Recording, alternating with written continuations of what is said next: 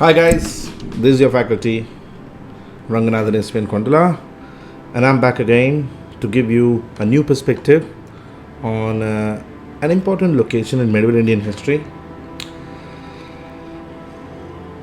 This has been the capital of one of the most popular dynasties of medieval Indian history, and at the same time, this particular place, which I'm going to talk to you, has been an architectural extravaganza. That is Hampi. Hampi is generally referred to by historians as poetry in stone. My name is Ranganathan SVN Kondala. Follow me on Telegram. In Telegram, you can just search as Civils Plus IAS, and also subscribe to this YouTube channel. You will get more information on Indian art and culture, Indian history, Indian architecture. Okay, you can search as Ranganathan SVN Kondala. Now let us begin discussing on Hampi. The area of Hampi is actually a small, you can say, village on the banks of Tungabhadra river in present-day Bellary district of Karnataka. Present day is Bellary of Karnataka.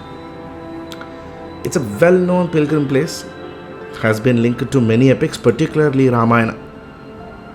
Hampi was well known for its wealth and for the promotion of religion and culture, particularly during the 14th to 16th century period under the rule of the Vijayanagaras. Vijayanagaras used to dominate Hampi. The ruins of Hampi are spread all over the area of about 26 square kilometers, within which several modern living villages exist even today. Today, Hampi is converting into a modern city, but imperial city's fortifications still are part of the large areas of Hampi. Well known for its beautiful scenery of its nature, Hampi is in a sort of semi-arid territory. In 1986, Hampi was accorded the World Heritage Site. Most popular background of Hampi is coming from Ramayana in the Kishkinda Kshetra of Ramayana. Hampi has been traditionally known as Pampa Kshetra, Kishkinda Kshetra, Bhaskara Kshetra, different names given to Hampi. Pampa is the ancient name of Tungabhadra river, and which is where probably is the source of the name Hampi or Hampe, which generally is the Kannadaized or Kannada form of the word Pampa. Evidence of settlement and civilizations in Hampi come all the way from Chalcolithic Neolithic period, where handmade pottery has been discovered in recent excavations at Vithala Swami temple. Minor rock edicts also indicate that the region was quite active in the Ashokan period of approximately 3rd century BC. So, Chalcolithic period में भी था, Ashokan period में भी यहाँ पे settlement था, and even after that we see Hampi. But as such, in historical references, the most popular reference is from Kishkinda Kanda, where the ancient Kishkinda of Ramayana is believed to have been situated close to Hampi. Kishkinda was actually ruled by monkey chiefs Vali and Sugriva. It is said that after a quarrel, Sugriva, who was driven out, who was defeated, took refuge in Matanga Parvatam along with Hanumanta. And after Sita had been carried away to Lanka by Ravana, Rama Lakshmana came to south in search of Sita and met Sugriva Hanumana at Kishkinda.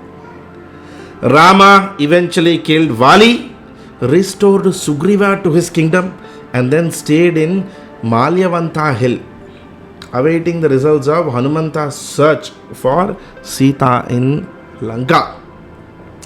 Hampi, so naturally you see in Ramayana, very very important source associated with Sugriva Vali story. Hampi is also known for its environment, considered very holy ground. Many of the sites and names of Hampi are connected with different episodes of Ramayana. Like for example, Matanga Parvatam, on which Sugriva took refuge, is actually a steep hill on the southern bank of Tungabhadra, mainly in the east of Hampi.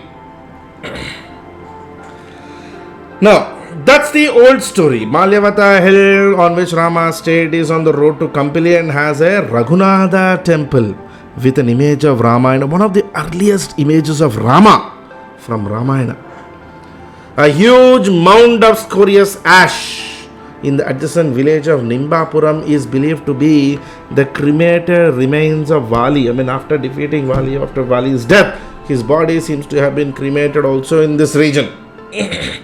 On the southern bank of Tungabhadra, there is a cavern, mainly said to be the cave of Sugriva, where Sugriva hid Sita's jewels for safety. And it is pointed that the marks made by Sita's garments were there in this cave. So Hampi, very, very symbolic in Ramayana. However, not only Chalcolithic, not only Ramayana, not only Ashoka, Hampi has been synonymous with different kingdoms of Karnataka.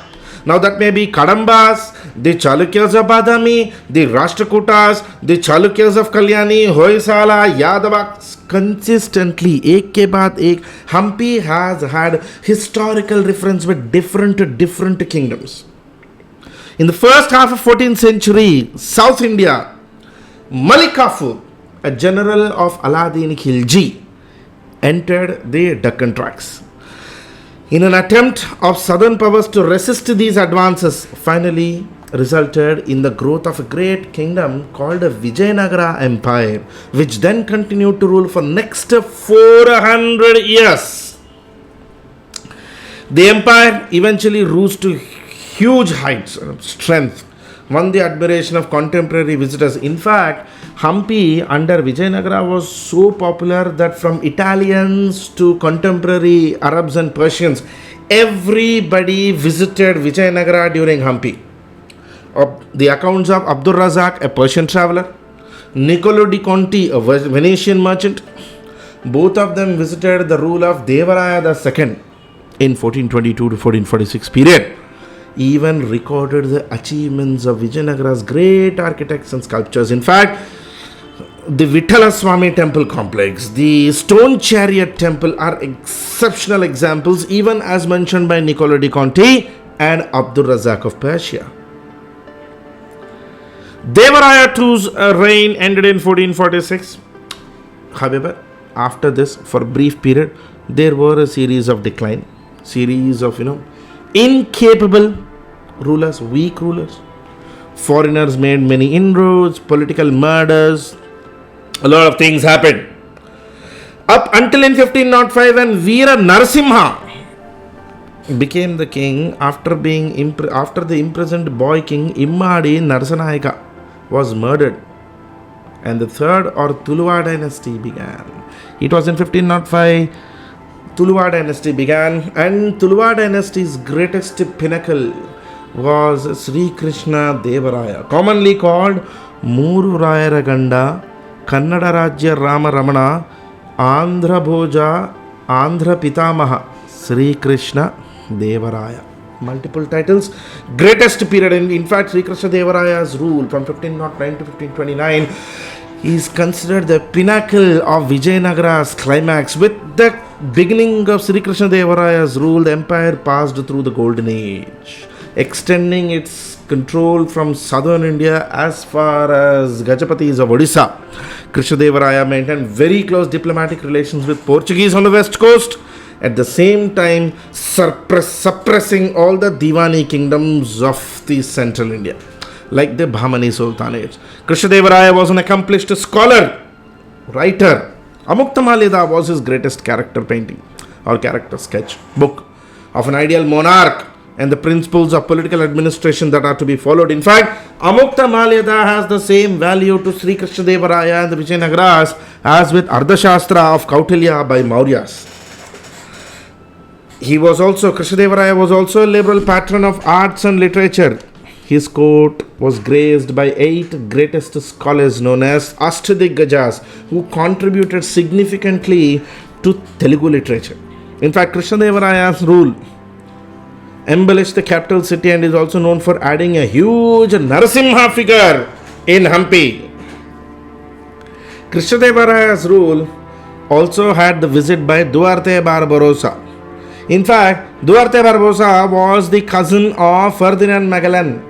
Remember Magellan Strait? Down south in Antarctica, there is a place called the Magellan Strait. It is believed Ferdinand Magellan was the guy who actually found the circumnavigation of the world. His cousin was Duarte Barbosa. Also the Portuguese travelers and chronicles, Fernão Nunes, Domingo Paes, all of them visited Sri Krishnadevaraya's rule. They wrote great books about how prosperous and fantastic his rule was. They left a glowing graphic account of the magnificence of the Krishnadevaraya's capital, his court, his buildings, his festivals. In fact, his court was called Bhuvana Vijayam, the victory on earth. In fact, his darbar, Krishnadevaraya's darbar, was called Bhuvana Vijayam. However, the decline of the Vijayanagara dynasty started in 1529, where after the death of Sri Krishnadevaraya, he was succeeded by his brother Achyutaraya, who ruled from 1529 to 1542. In fact, Achyutaraya's rule was not really that big. Eventually in 1565, during the regency of Ramaraya, Battle of Tallikota happened, where 1 million soldiers are believed to have been involved. Bijapur, Ahmednagar, Bidar, Qutub Shahi, all the four attacked Sri Krishnadevaraya. The Sultan of Ahmednagar decapitated Ramaraya, defeated him and killed him. Eventually, Tirumala Raya, Ramaraya's brother, escaped Hampi. With a 4,000 strong royal harem, it is said to have carried the imperial treasures on the backs of 1,500 elephants. Thus, in 1565, the loot of Hampi began. It is believed the Bahmani sultans looted Hampi to such an extent that Hampi overnight gave a look of a deserted town. Eventually, Hampi could never regain its past glory. It remained a fossil of the glorious era of the Vijayanagaras. That's it in this session, guys. Subscribe, follow these classes. We'll be putting a lot of videos on this. In the next session, in the next video, I'll be putting a list of Vijayanagara architecture, details of Vijayanagara architecture. Thank you. Subscribe to my channel. Thank you.